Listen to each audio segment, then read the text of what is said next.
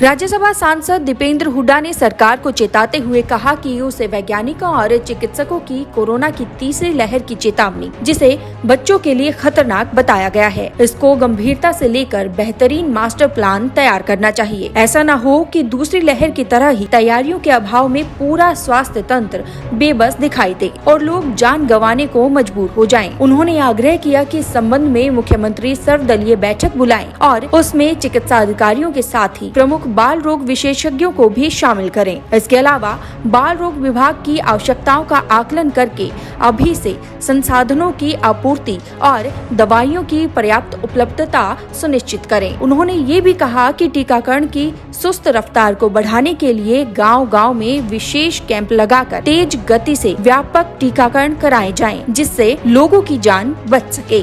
उन्होंने अपने सुझाव देते हुए कहा कि सरकार को शहरी और ग्रामीण क्षेत्र के बाल रोग विशेषज्ञों और अस्पतालों की सूची बनाकर उनके पास उपलब्ध सुविधाओं का आकलन और मांग के अनुसार संसाधनों की आपूर्ति करनी चाहिए। इसके अलावा सभी कार्यरत अस्पतालों में पीडियाट्रिक बेड, पीडियाट्रिक आईसीयू और नियोनेट आईसीयू की सुविधा को भी बढ़ाया जाना चाहिए। अस्पतालों में सेंट्रल लाइन ऑक्सीजन की सुविधाओं के साथ ऑक्सीजन सिलेंडरों की पर्याप्त व्यवस्था होनी चाहिए, जिससे ऑक्सीजन किल्लत का सामना न करना पड़े। इसके अलावा इलाज के लिए जरूरी जीवन रक्षक दवाओं की उपलब्धता भी सुनिश्चित की जानी चाहिए, ताकि कालाबाजारी, किल्लत जैसी परिस्थितियां दोबारा पैदा न हो। उन्होंने कहा कि ग्रामीण इलाकों में अस्थायी अस्पतालों का निर्माण, कोविड उपचार के प्रोटोकॉल और वेंटिलेटर उपयोग के प्रशिक्षण की व्यवस्था भी की जानी चाहिए। दीपेंद्र हुड्डा ने कहा कि अगर कोरोना की तीसरी लहर आई तो हरियाणा में आमजन का जीवन मुश्किल न पड़ जाए। इसके लिए सरकार को दूसरी लहर से सबक लेकर